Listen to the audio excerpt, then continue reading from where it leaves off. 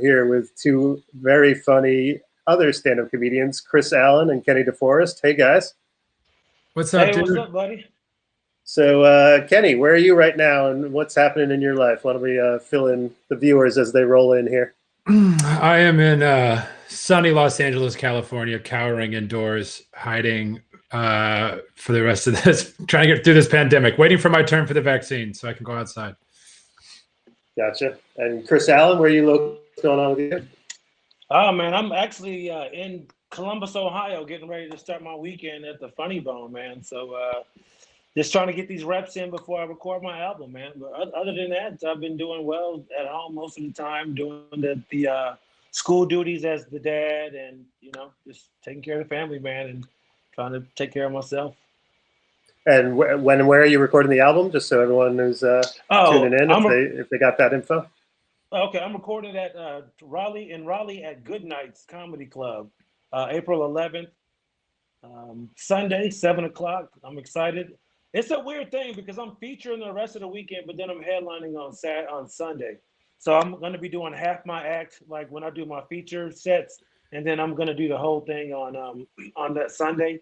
And then we're just going to kind of like take the best of the best, and then it'll come out with Helium sometime this summer. So I'm super excited, but I'm terrified, man. I can't lie. Yeah, it's an interesting time to be taping after all this. I feel like it's been a crazy couple months for sure. Yeah, definitely. So, and you're in Columbus right now. Before we went live, we were talking about how it's like different parts of the country have such different attitudes about all this. That like, in New York, people still pretty much hardcore lockdown, but there it sounds like things are wide open, right? Yeah, people in Ohio don't care. We did South Carolina a couple of months ago, and they act like COVID isn't even a thing, man. It is pre-COVID down there, man. They don't care. So, like I said, to each their own. They can do what they want to do, but hey, it's crazy. Well, because I look at the new, like Miami. I see all these people like on Instagram, just all these parties, and I'm sitting there thinking like, is there some vaccine that we don't know about that's just made out of like blow and fake tits and plantains, and they've like figured out like the secret sauce? Like why is Miami not just having like 50% COVID cases at this point? It blows my mind. It's called being 21 years old. That's what it is. When you're 21 years old, nothing affects you. You're just down there. Like, I can't even do blow healthy now without ruining my life, much less during a COVID pandemic. So yeah, man, that's fair. That's the beauty of being young, man. You don't think about the consequences. Ignorance is bliss. And that's why, honestly, man, I try not to be too hard on super young people, because I know if I was 21, 22, I would be doing the same thing. I would look at it as an opportunity to go to South Beach where I would go, a lot of people with their kids aren't going to be there. Everybody our age is gonna be there. We should go. Like, you know what I'm saying? It's just it would be the non-perfect time to go. Yeah, when you're that age, there's this sense of like pending doom of adulthood coming. And so it's like, this is our chance to go to Miami and try to have sex with 7 Cuban women at the same time. This is it. This isn't going to happen again. I'm going to be selling insurance this time next year. So what do you want me to do? This is it. Yeah, this is their version. And like back in the 40s, they stormed the beaches at Normandy. This generation is storming the beach at South Beach. Like, this is their, I was there, man. Instead of getting Purple Hearts, they're going to get purple warts on their genitals. But it's the same idea. That's funny. Yeah, instead of taking down the Nazis, they're taking down some bad EDM DJ. I get it. Right. Someone's got to do it. I mean, when you at that age, do you think you would be out there, Matt? I mean, like, the thing is, they're not dying. I'm probably. I mean, like, to me, it's like I'm all the shaming that's going around of other people. It's like it just doesn't always make sense to me. It's like, oh, those people are bad in Miami, but if we're at a protest march, we're good. But if they're at the Sturgis motorcycle rally, they're bad. But if they're in Tulum, it's some sort of like organic vegan, sort of Burning Man thing. I'm just like I don't like. It's like everyone's just going to live their life, and I guess I'm just sort of the mindset that Americans only care about themselves. Like that just seems clear to me. We're not like in Right. Singapore or some country where it's like this communal sort of thing. Like everyone's in it for themselves. We don't care Right. about old people. We're just going to do what we want to do. Like this idea that like after you get vaccinated, you should still wear a mask to protect other people, I think is fucking hilarious, because I'm like, do you not know anything? Have you not learned anything about Americans? As soon as we have the vaccine, we don't care. The party Right. is on as It's soon as over. we're Yeah, right. vaccinated. Yep. Yeah, we're Other gonna have people, we're gonna have coughing parties inside movie theaters as soon as we get vaccinated. It's not. there It's might not happening. legit be like licking parties or licking as a new thing that people are doing just to be like, fuck it. Now, Matt, are you suggesting there's rampant hypocrisy in the political landscape right now? Is that what you? I'm trying to make sure I heard you correctly. I don't want to push an edgy point of view here that you guys aren't ready for. But yeah, I think everyone on every side is like just trying to dunk on the other group, and it's just tiresome. Yeah, it is, man. It's getting old. It's just like everyone can see the hypocrisy in everybody else's behavior, but not in their own. And like I think the quicker we can see it on our own side and go, hey, man, we shouldn't be doing this. I think the quicker we can move on. You know, when we can call people out who we quote unquote agree with for the most part, and go, hey, we shouldn't be doing this kind of stuff. You know, if we're gonna hold this other group to this high standard, then we should also set the example and you know, do the right thing as well.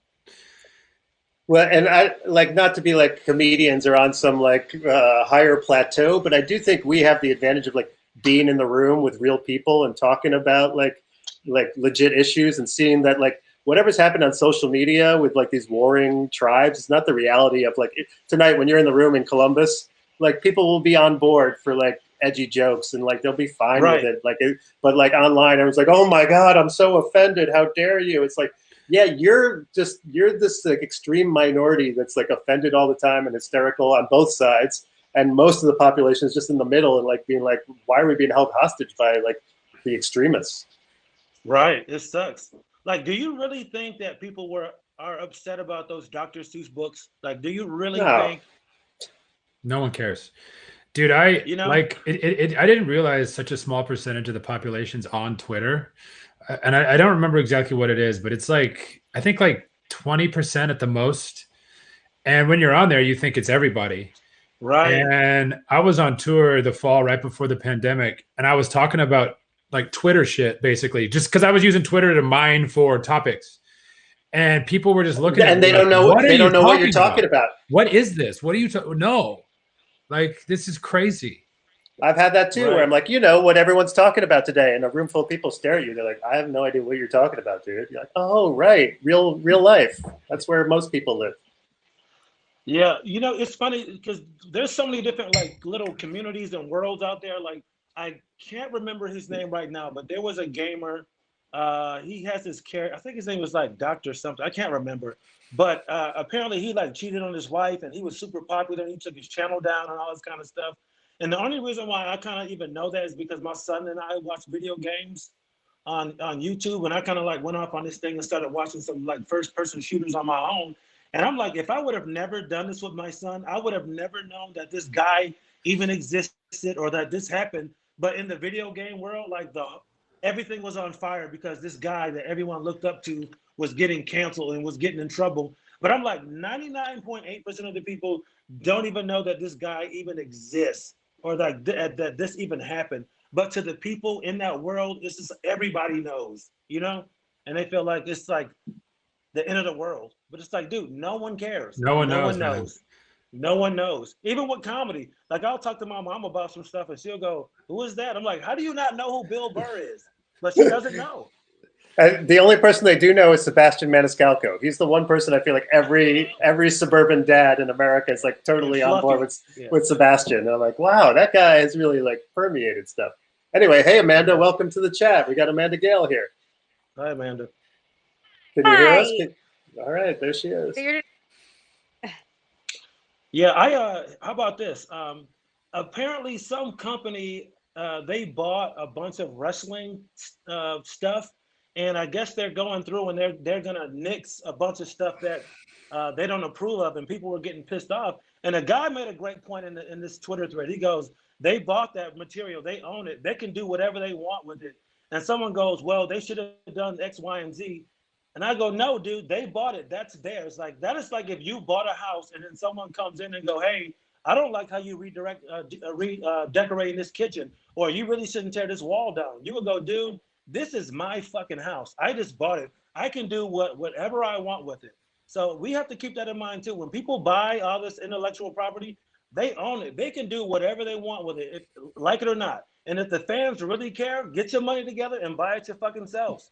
I mean, yeah. Well, I mean, I think what you're saying taps into like what I see is this bigger issue around cancel culture. Is that like no one knows what that means? Like if the Seuss family or estate wants to not publish a book, no, they haven't been canceled. They just made a choice. And exactly. like Harvey Weinstein going to jail isn't him being canceled. He's been arrested and tried and convicted. That's not canceled. He was caught. You know, like the judge, you've been canceled. Yeah. I've been canceled for murder. Yeah, exactly. Oh no! I got life in cancelment. Canceled for murder. Yeah. Amanda, welcome to the chat. Amanda, what's your take on cancel culture and how it's been going down and your read on it? Well, I think it's necessary, like you said, when it's, if you're a rapist or murderer, yeah, let's cancel those people. But, I don't think people should get canceled for tweets at all. Yeah, I guess it was like the Teen Vogue editor, just got fired or stepped down because of tweets from when she was in high school. She was like 17. I'm just like, high school? Yeah. Like imagine, like if we just keep going back in time. Like I did a joke about how like as soon as everyone finds out, like we're canceling everyone from the past, but like still going to Disney World and driving Fords, and I feel like people are in for some bad news when they find out what like Walt Disney and Henry Ford believed. Exactly. Yeah. I mean, all of our presidents would have been canceled if they were around today. So, but do you think every U.S. president? Do you think as comedians, like we're weirdos? I feel like comedians are super opposed to anyone being offended or canceled. Do you think like we're weird or like have a normal kind of view on stuff like that? I guess it depends on the comedian, but I feel like, most people are sick of cancel culture from what I talk to, people I know that aren't comedians, civilians, we call them, right? Right. They're sick of cancel culture too. And they think it's ridiculous that someone lose their livelihood for saying something you don't agree with. Right. You know what bothers me about it? Can I say this? Yeah. When I see certain comics like take Gina Carano, for instance, she's not a comedian. And I've seen comics like, oh, Gina Carano should keep her job. And I'm like, that's cool. I was like, but as comics, we can't start mixing the two. Because as comics, we get mad when we're like, why are people taking what we say on stage so seriously? It's just like, I'm all for the First Amendment. But dude, when you're talking about defending someone who's not a comic, who was told multiple times to stop doing a certain thing, they continued to do that thing, and then they lost their job. It's like, that's not comedy. What she was doing is not stand-up comedy. So it's just like, I get wanting to defend free speech and all that kind of stuff, but let's not mix the two. It's just like, stop. If you're a comic, don't compare Gina Carano to jokes. That's not the same thing. And people go, no, what about Bill Burr? Bill Burr is a freaking comedian. Gina Carano is not a comedian. She's not. She's a fighter and an actor. That's what she does. She knows what the rules are. And if you want to make that Disney money, you got to obey the rules. Point blank. I just don't get why like these right-wing guys get so upset. It's like, dude, you can watch a video and watch a black dude get murdered and you go, hey, man, he told him to stop running 3 times. He got what he deserved. Hey, you play stupid games, you win stupid prizes. But then when Gina Carano's like, this isn't fair. It's like, yo, she's still alive. You're talking about someone that died over a bag of potato chips or over a speeding ticket. Somehow you can understand that, but you don't understand Gina Carano's consequences. But for some reason, you think it's okay that a teenage kid was murdered by the cops because they didn't listen 1 or 2 times. I don't get it. Yeah, I mean, I think intent has to matter too, man. Like to your point, Chris, like there's a difference between clearly trying to make a joke or trying to get a laugh or denying the Holocaust. Like these are 2 very different things. Like Gina wasn't trying to be funny, to your point, right? She's just like making spreading a statement. fringe conspiracy theories that are harmful to people, which is very different than being a dumb teenager making an insensitive joke based on outdated racial stereotypes because you were 17 and you probably heard it at home from your dad's drunk friend and you haven't had time to learn why that's not okay. You know what I mean? Like there's and I think I don't like how we pretend like, well, how do you define it? It's like, I don't know, common fucking sense. That's how you define it. You look at things and you go, well, this was clearly, the intent of this was clearly to be funny. And the intent of this, like Roseanne, was to say racist shit about the First Lady of the United States. These are very different things. Right. And I feel like there's no context anymore. It just gets like one line gets pulled out and just thrown in the mix, and then everyone starts passing judgment. People don't know, is that an actor? Is that a comedian? Is that some politician? It's just like everyone's judged the same. And the other thing I think also to me, for like the people who are out like getting offended and trying to cancel stuff, it's interesting to me how often it's also the same people who are preaching how we need to reform the criminal justice system in this country and stop incarcerating everyone, and we need restorative justice and like to figure out a way to like forgive people and bring them back into society. Yet then when someone says the wrong thing, they're like, no, you have to go away forever. You should be fired. And it's like, we got to figure out on both accounts, like, hey, instead of just punishing people forever, how do we bring them back? Be like, okay, you said something fucked up. Right. Why don't you learn about the Holocaust or do some shit, figure it out, say some things, educate some people, and then go back to your job. As a Jew, I'm fine with that. I don't think people need to like go away forever. It's just sort of like, how about like some sense of like healing and like comebacks and like forgiveness and empathy and compassion, which seem to be like lost because we just need to dunk on each other all the time. Well, because that builds resentment. Now you've created a resentful person that is victimizing themselves, that is living in self-pity, when they could, if they were actually accepted back, become helpful. Like you said, become someone who educates or who advocates. But when you just completely shun somebody and when the punishment doesn't fit the crime, they become resentful of the thing rather than empathetic towards the thing.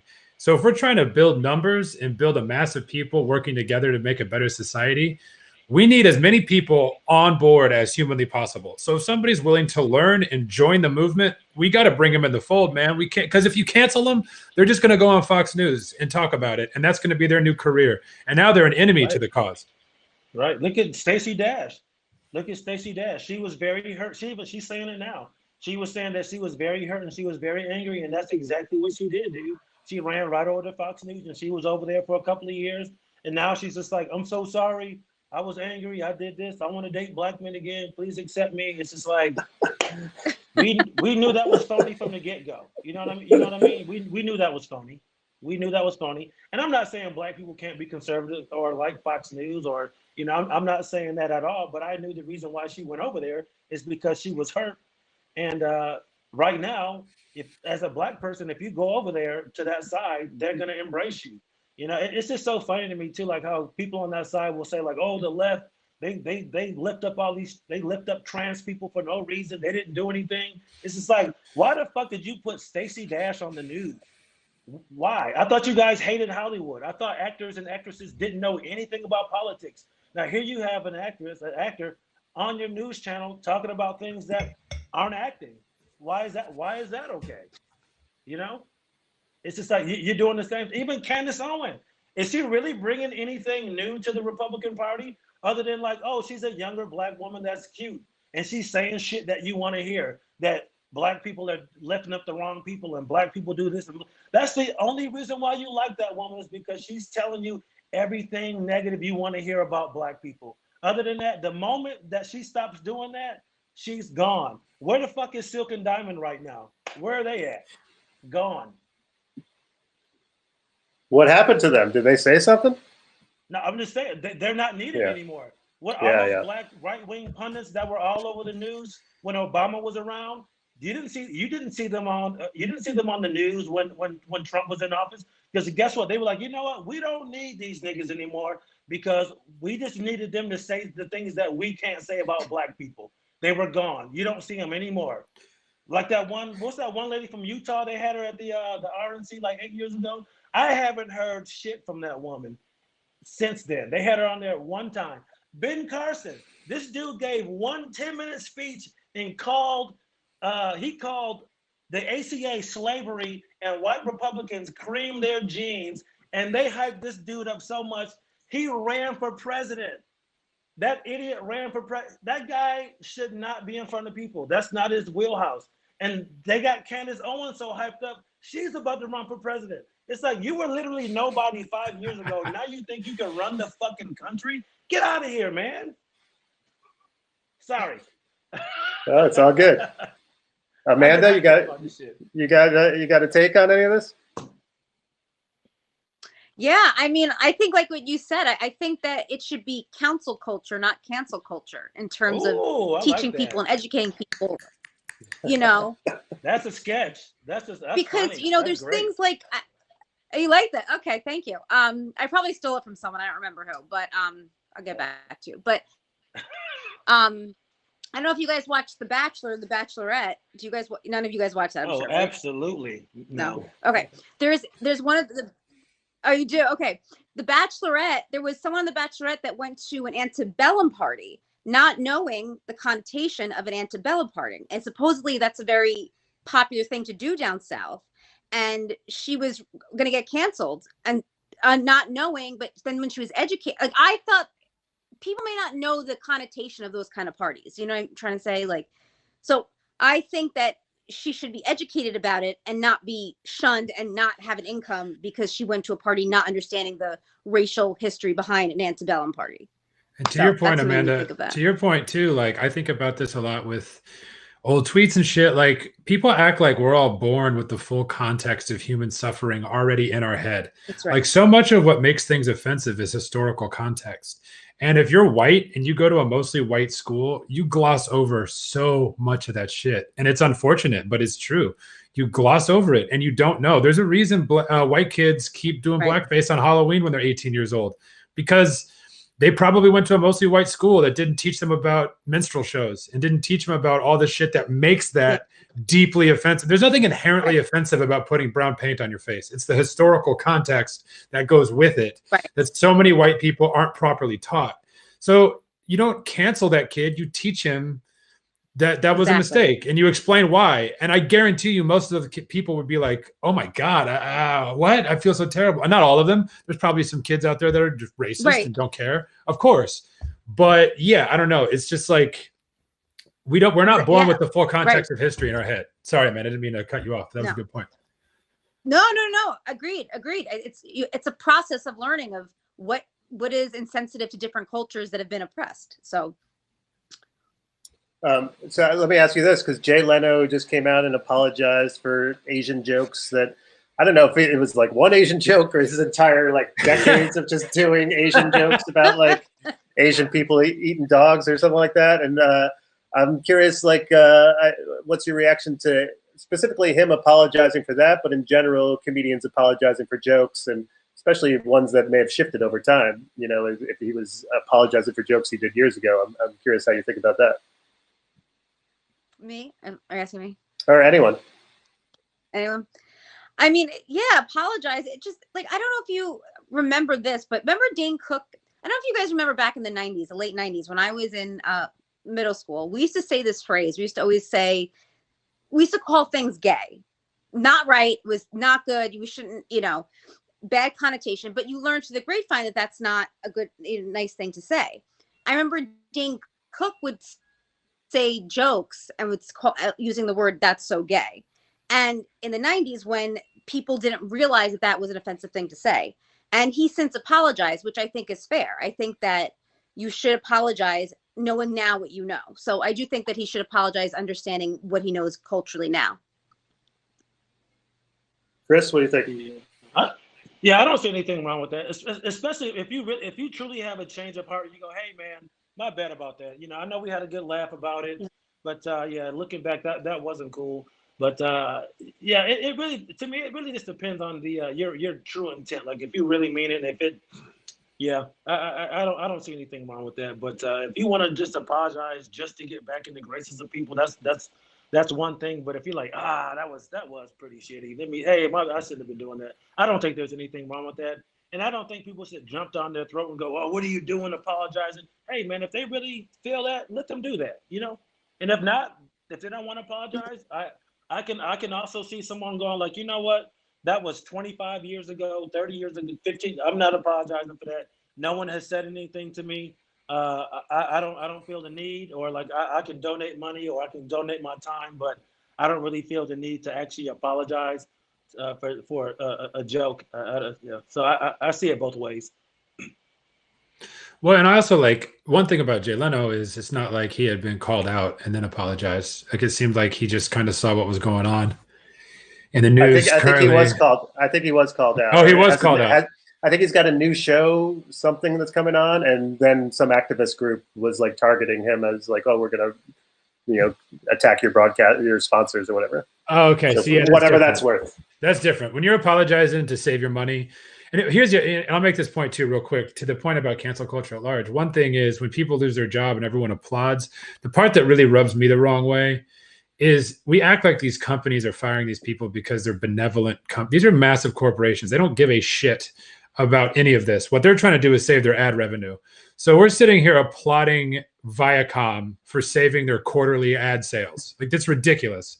But if the apology is sincere, like for instance, there was a thing going around after that Britney Spears documentary came out, and it was Craig Ferguson years ago in a monologue apologizing to Britney Spears for all the Britney Spears jokes. And it was like unprompted. It was just something, I think it's when she had shaved her head and she was kind of having that little bit of a breakdown. Craig Ferguson just went on his show. It seemed genuine when he did that, right? Yeah, and that was helpful. He like explained the media and how we target these people and how we, and like he saw maybe some addiction issues in her, and then he pulled from his own experience as a recovering alcoholic. Like I thought it was beautiful. Like that shit can be really powerful. So if you're apologizing because like Chris said, if it's genuine and it just is like, hey man, I realized through my own growth this was wrong, that the public will know that. They can read that. But if you get called out and then suddenly it's like this like long publicist clearly wrote it apology, it's just like, okay, man, cool. We all hate losing money. Congratulations, So how do y'all like? I know one thing Bill Burr does like to say, and I kind of agree, but I would like to talk about it. It's like I think it was the Tosh thing where Tosh got in trouble, and Bill Burr was like, well, everybody was laughing in the room, so therefore, like the joke landed, so like nobody really should be offended, or like, do you think people not at the show have the right to watch a clip and be offended at a joke or a statement that was made that got a big laugh in the club, and it might have hurt that one person's feelings? Do you think? To me, it's if someone puts it out on a special or an album, that's when you're like standing behind it. I think there's an intentionality behind like, no, this is material that I recorded and I'm releasing to the public, and I think that's fair game for criticism, however you want. If someone's just like secretly taping a set as you're working on shit or doing crowd work or something like that, and then plucks that out and puts it out into the world, or I think the worst thing is like when they write down your joke and then publish that in a story of like, well, this is what he said, as if it's like some political press release that you put out as opposed to just some riff that you did in the moment on stage. And to me, those are different. I think to me, like the stage live in the room, that's like a sacred space that the people in that room are sharing together. And as soon as you like kind of take that syringe and extract it and inject it somewhere else, you've changed the makeup of what it is. Well, and I think people have a right to feel however the hell they want to feel about anything. I think you as a comedian have a right to ignore it too. Like that's one thing Bill Burr's amazing at. He knows who he's pissing off and he doesn't care. And he lets the internet go crazy and he just keeps doing him. And he sort of trusts that the people upset are the kind of people that just love being upset. That's like their currency. And so he just he feeds them. They feed him. They give him free publicity. It's a pretty symbiotic relationship. And he moves on with his life and goes home to his beautiful house, I'm sure, and smokes a cigar and says, who gives a shit, these idiots. All right. Yeah, and I think more and more it's going to be like two lanes. It's going to be like the people who, like, you want to be on SNL or Comedy Central or stuff like that, then like remember who you're working for, like these giant corporations that like want you to, kind of toe the line. Or you want to be the Rogan, sort of Patreon model of, you don't answer to anyone, you don't have a boss, then you can get away with saying a lot more. So I think like that kind of who do you want to get paid by, like kind of matters in the end too. Yeah, and I feel like it's always been that way. You know, it's always kind of been like if you're an actor and you've done certain things, it's like you're not gonna get a Disney thing, or if you've done this, you're not gonna get that. You know, it's just I can't say it hasn't changed, but I feel like it's always been that way. It's like if you chose to do certain things in your career previously, just know that you've limited yourself in other aspects of the business. Totally. All right, let's shift gears. I'm curious to talk about Prince Harry and Meghan Markle. Like, I don't know if am I the only one who's been like, he's got on Monday he had a job as like the chief impact officer at BetterUp. I don't even know what any of those words in that sentence really mean, but he's going to be chief impact officer. Now he's also joining the Aspen Institute, and he's got a deal at Netflix, and he's at Spotify. And like he's like just the most millennial like Silicon Valley bro now. Like, which like is that the American version of being a prince? Like, or I don't know how to react to Harry and Meghan because I feel like it's all like a little too slick. Like it's all a little polished. Like I'm watching like just the best Instagram influencers in the world. But then again, I feel like they were like screw it to the palace and all that bullshit and like the racism that's happening there and making their own way. So maybe I should be cheering them on. Like, Amanda, I'll start with you. What do you think about Meghan and Harry? Are you buying it? Where do you stand on this? Or did we lose her? Amanda, you there? All right. Kenny, you got an opinion on this? Yeah, I watched the Oprah interview. I'm all for it, man. Like people... One thing that I don't like about this current culture too is we love to count everybody's money, and we love to decide how much another person should have. And like I'm against greed. Like I'm against billionaires. I'm against all that. But people are like, "Oh, this is a huge money grab for Harry." Like here's the thing: he's the prince. Whatever he does is going to make a shitload of money. Like there's nothing he can do that won't make a shitload of money. And if you really want the royal family and these old white stuffy institutions to crumble, which you should, that's going to have to come from the inside. That's going to have to come from inside the house. We're not going to take them down. So the fact that Harry and Meghan are going to do that, something artificial. Say that again, Amanda. There's something artificial about them. Is that what you're saying? All right, I think Amanda's got a weak connection or something. Kenny, keep going. What were you saying? Oh yeah, well, I feel like institutions like that, like you need someone from the inside to bring them down. It's never they have hundreds of years of insulation and protection and deals with the media. Like they're not going down. No one's coming into the royal palace and taking them down. So if you want to see this institution, this old, tired representation, relic of the past to fall, then I think you should probably cheer for Meghan and Harry going rogue and freeing themselves. You know, they have what's called golden handcuffs, right? Like nobody talks ill of the crown because the crown keeps them fed and it keeps a roof over their head and keeps them driving around in Rolls Royces. Like, but now they're free. You know, they're doing the Joe Rogan model of royalty. they're going Patreon, baby.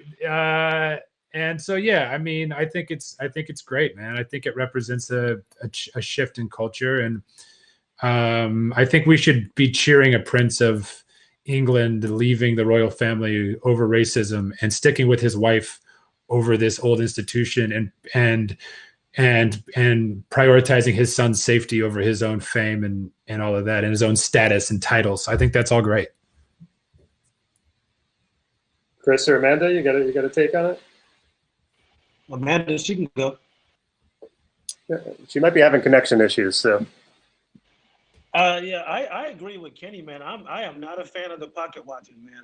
I'm not, and I know I feel like I'm really bashing people on the right, but they're the big capitalists, you know, like that's all about money, money, money. But then when it's someone they don't like, you know, all of a sudden it's just like they need to think about like, oh, they're just trying to get money. You gotta have you have to have like ethical intent, and you need to think about the consequences of what you're doing and ask why you're doing this. But it's like you never ask these billionaires that own these huge corporations, when enough is enough. But when it comes to like these two, or when it comes to some athlete, it's like, oh, this guy's being greedy. If he just would give his teammate another $5 million, they can get this running back and they can make the team better. It's just like, I don't see you turning in any of your salary to firm up accounts receivable. Like, why all of a sudden, when it comes to certain groups of people, they need to be aware of like how much money they already have and all this kind of stuff. But for you, it's a cash grab. Do what you got to do to get as much money as possible. So from that standpoint, they can do what they want to do. Like Kenny said, anything that those people do was going to be a big money maker. And two things about the actual like family stuff. One, like you can't, and no disrespect to Meghan Markle, and I know she's a black woman, but you can't look more white than she does as a black person. You know what I mean? Like if Meghan Markle it looks too black for you, then what the fuck, man? How dark is Archie gonna be? Have you seen that white baby? If my homeboy came to me and was like, "Hey, look at my son," I would go, "Where did you get this white baby? That kid, he looks white." You need to put that baby back. You need to put that baby back where you found it. Get that white baby out of here before we get killed. You know? Especially you got centuries of inbreeding going on. You should be happy to mix up the genetic makeup there a little bit. And Matt, I want to say real quick, dude, you're not lying. I'm proud of you, Matt, for not going Piers Morgan. You haven't mentioned that you met Meghan Markle one time, and we've been talking about her for 10 minutes. You are very not Piers Morgan about that. It's my big claim to fame. It's the only way I get likes on Instagram. I pull out that photo every 6 months, and then I announce that I got a show that weekend. You know, I Go ahead, like Chris. to really comment on women's looks publicly. I'm married, and it's just like I don't really like to do it anymore. But she's a drop dead gorgeous woman, and if you can't just see that, but you just see a black person and that bothers you, I mean, how can you look at that woman and just go, "Yeah, she's too black"? Like, what the fuck is wrong with? Do you even know what black? Yeah, I don't. It blows my mind, man. It blows my mind that they look at that woman and go, "She's too black." That is crazy to me, but I'm not surprised. It just blew my mind that I was actually the stuff we think is true. That's something that ended up to be true. I'm like, man, I really wouldn't want to believe this, but it is. And last thing on it, the fact that they weren't going to give Archie a title, as an American, I don't give a shit about titles. What really got me, just as a father and as a human being, the fact that they said they weren't going to give that baby security. That's when I was just like, this is complete bullshit. Now, I don't think racism is cool, but if you're going to do that with adults, that's one thing, man. But to a baby, oh my God. But I got a question about that. Like, they're going to provide security to Harry, but not the baby? Like, how does that work? But I don't get it. The baby's with one of the parents. If the parents get security, doesn't the baby get, like, what do they want? Like a little baby security? Like a little baby security guard next to him? Or, like, I don't completely get it. I might just be ignorant about what security means. But, like, if your parents have security, don't you have security? Well, I guess if, like, say he's 12 years old and he wants to go ride bikes or whatever he's going to do as a teenager, I guess then he wouldn't have security. And it's just like, how can you look at your own grandchild and go, he's a little too black. I don't want to, secure his safety. Like, to me, that was really the line, man. To asking how dark he was going to be, and the fact that you were like, he won't be providing security throughout his life. I was like, I can't. That is just pure disgusting behavior. And again, I feel like the racism is bad as well.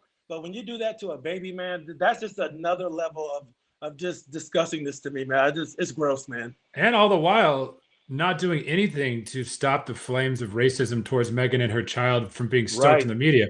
So not only are you unwilling to provide security for the baby, you're increasingly putting his security at risk by allowing the British media to talk about Meghan and Archie in this way. And so he's in danger.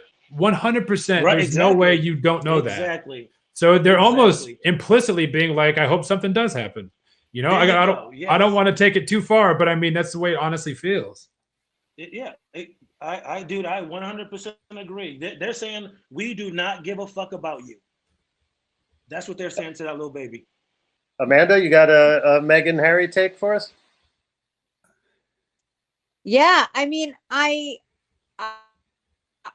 felt I didn't see the need to do the interview per se. I mean, if you want to leave the royal family and you want to, you know, have your own life and get out because it's a terrible system and it's very, very controlling. That's one thing. But to have this whole big interview just seemed contrived to me, and it seemed, and I guess because she's an actress, it also made me like question her. I don't know. If she had not been an actress, I would never question Diana, and I'm thinking maybe because she's, not an actress, but I know that's kind of silly to think, but I don't know. Something about her seems like showy or something, dramatic in the interview. So, but Yeah, I'm all for leaving the royal family. That seems like what? Sorry, go on. No, I was going to agree with you that there does seem something performative about it, and she is slick and all that. And same with Harry. I feel like we're watching like the greatest PR rollout of all time that clearly has been thought through for a year, and they have like the best people in the business behind it. But also underneath it, it's sort of like if it's like rejecting some bullshit royal family nonsense and like promoting mental health awareness and being like, racism is bad and should be called out. Like those are all pretty good things. Like if you're going to be slick and performative and that's your agenda, I don't know, maybe it's kind of worth it if your targets are the right targets. I mean, you're talking about the royal family. They have a lot of power and influence, and this is like when you're walking away from something like that, you just can't walk away. You have to do it. I feel like you got to do it a certain way.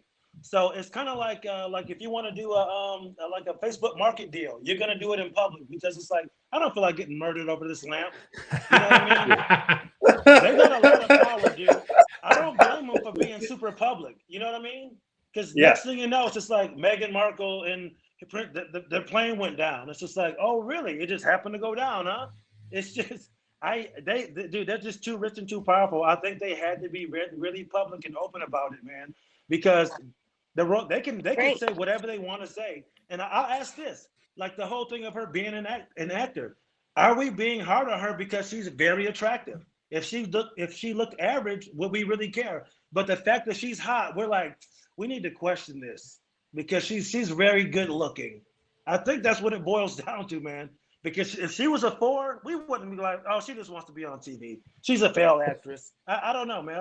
I think we're holding her to a higher standard because she's really attractive. I really do. When are hot people going to get a break in our society? Diana was hot. Yeah. Diana was very attractive. I'm not. People love Diana. I guess I guess.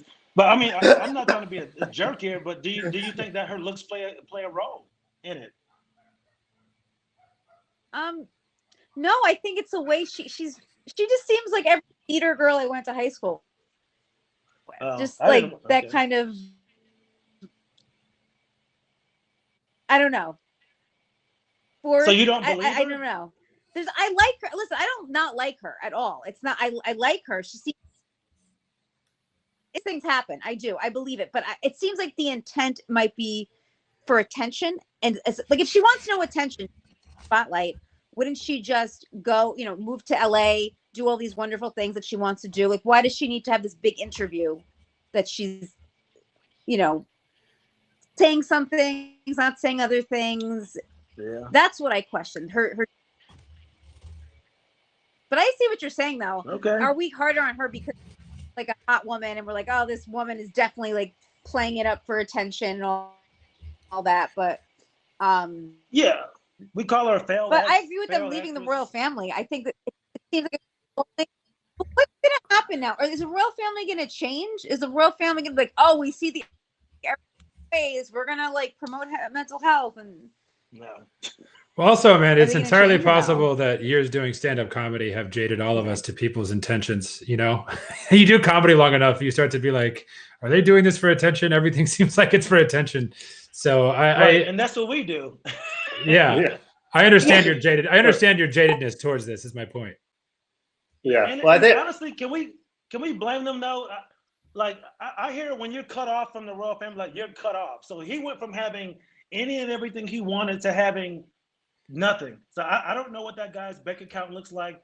And if you leave the family and you come to the States and Oprah's like, hey, we'll give you $30 million for this interview, I would go, I think we should do this interview, man, but we need money. I mean, it's content is king. People want content. And if it's true, I mean, what's really the big deal? She's just telling her story. I don't understand why. And also, the royal family is currently protecting we can't say convicted pedophile, but strongly alleged pedophile with an amazing amount of evidence. Like, burn the shit to the ground. Burn it to the ground. And I'll say this, like, Meghan and Harry have a very philanthropic reputation. I don't know if I'm being duped by a very strong PR team, but to the point about pocket counting, if these people genuinely turn this media company into something with a more benevolent sort of goal and mission, I am all for it, man. It's called using. People say, and this is to the point we were talking about of like hypocrisy sometimes. Like, people say use your platform for good, but then you have people trying to use their platform for good, and people are like, oh, it's just for the money. And it's like, look, they have the platform, whether you like it or not. They were born with the platform, or he was born with the platform. And then she married into it, and now she's got the platform. So what do you want them to do? Just hide in the woods? Like, they have the platform. They named their company Archwell. It's named after their son and mental health. Like, that is their mission statement's right there in the name of the company. So as long as they do what they say they set out to do, I am all for it, man. Use it. Like, this is a new age. You know, like, we need people to break away from these old institutions. We need private school white kids to come out and say, yo, this shit is all wrong. All of this privilege that has set up this life for me is built on oppression and bullshit, and I want to help burn it down and create something new. To me, that's a good thing. Even in England, they've been oppressing people? I can't believe this. You know what's funny about that? Like again, I know I'm being hard on right-wing white dudes, but like, you hear all these like right-wing white guys that'll talk about like they'll go, oh, you're not oppressed. This is America. If it's so bad, you know, leave the country. And then like 2 days later, they're like, wearing a mask is so hard. Our government is so oppressive, and I don't have any rights. I'm like, which is it? You tell black people this is such a free country. There's no oppression. But then they ask you to wear a mask when you go to a grocery store to buy your fucking Hungry Man dinners, and you can't even do that for 5 minutes. It's just like, just put yourself in somebody else's shoes. If you think wearing a mask is uncomfortable, just imagine wearing fucking skin that makes people uncomfortable all the time. You know what I mean? It's just these guys blow my mind, man. I'm over it, man. I was in the military for 20 years. I was friends with a lot of these guys, and honestly, man, January 6th was a big eye opener for me. And like, I have a big fuck you to a lot of right-wing white dudes, man. I lost a lot of friends over the last couple of months, a lot, like lifetime friends, where I'm like, I can't fuck with you anymore, man. People that have held my son, I've had dinner with them, I've all kind of stuff, man. People just, they show me their true colors, man, and I'm done with them, man. I can't do it anymore. I'm over it. I've tried. Yeah, I tried to be a black dude that didn't see color, but fuck it. I'm black everything, man. I can't do it anymore. No, I mean, I think that's well said. I mean, for me, it's like this obsession with freedom and how they, like, I love freedom. I'm always like, yeah, you know who else loves freedom? Like dads who abandon their kids. They also love freedom. Like, freedom in and of itself is not just like something that we need to cheerlead and like you just have zero responsibility in life. Like, you also have like there's other people in the world besides yourself, and you don't just get to do whatever you want if it has a negative impact on other people. Yeah, Amanda, you got any thoughts on it? I feel like we got a bad connection there. Kenny, you got any other thoughts? We got a few minutes left here. Well, yeah, I think to piggyback on Chris's point a little bit, man, honestly, like, and this kind of ties into Harry as well. I'll be honest, when I was younger and I saw white people like being very vocally anti-racist or progressive, I used to think it was performative. I used to not trust it. Sorry, you cut up. Thoughts on what? What'd you say? Thoughts? Yeah. Oh, Kenny's finishing up a thought, and then we'll come over to you, Amanda. But like, yeah, I think Trump changed everything, man. It really, like, and I got more vocal in my adult life too, because I genuinely care. Like, I always worry, am I coming off like I'm trying to score points, or am I coming off like I'm just trying to hide something some shittiness about me or whatever. Because I know no one trusts a too vocal of a white person about certain things. But in this, we've seen the true dregs of society, man, have been held up to the light, and we've seen people's true colors. And I know for me, it has made me want to make it very fucking clear where I stand. I have a beard that makes it look like I stormed the Capitol yesterday. So I got to make it known what I believe in and what I stand for, because I don't want to be lumped in with these people, man. And I think Harry's kind of doing that too. He knows his privilege. He knows what people think about him because of what he was born into. So for him, he needs to be vocal. He needs to let people know, hey, look, I acknowledge where I come from. I acknowledge all of this shit that I've been born with and the silver spoon in my mouth. And here's what I intend to do with it. And as long as he follows through with it, I'm cool. Yeah, I mean, I've spent yesterday, I spent way too much time on Twitter, like trying to explain to people why voter ID laws are racist and like why voter suppression is happening. And the amount of like ignorance and just bad faith that's going on out there, that like, because to me that's sort of like a baseline. Like, you got different political views, that's one thing. When you're not allowing Black people to vote, and that's like the platform of your party, like you belong to an organization that's immoral. Like, there isn't a way to defend that. And like, to me, there's just like some baseline sort of like decency and just how a democracy needs to function that we all need to like kind of be on the same page at. And if not, like at some point, I'm okay with being like, okay, that's the enemy. Like, if you're telling me that like not everyone gets to vote, then like you are against this democracy. Like that's what like I'm not worried about ISIS. I'm worried about these fucking militia guys, who are at least. Also, I mean, I had a joke about how like at least the ISIS, I've seen the videos, they can do some monkey bars. Like, these militia guys, I don't think they can handle like running half a mile. I don't know what they're gonna do once they get in there. All right, Amanda, I feel like we've had bad connection. I want to give you a chance to say something though. You still there? You got any thoughts?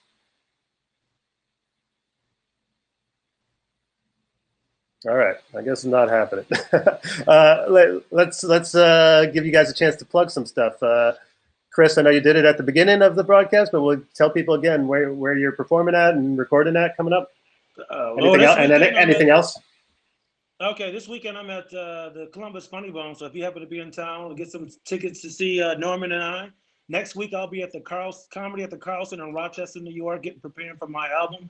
And then the following week, April 8th through the 11th, I'll be at Good Nights in Raleigh, North Carolina, recording my album, my debut album called Off Script. And then check out my podcast, Negro Please Radio, NPR. It's pretty easy to remember, white people. That's on iTunes and everything. It's only 20 minutes.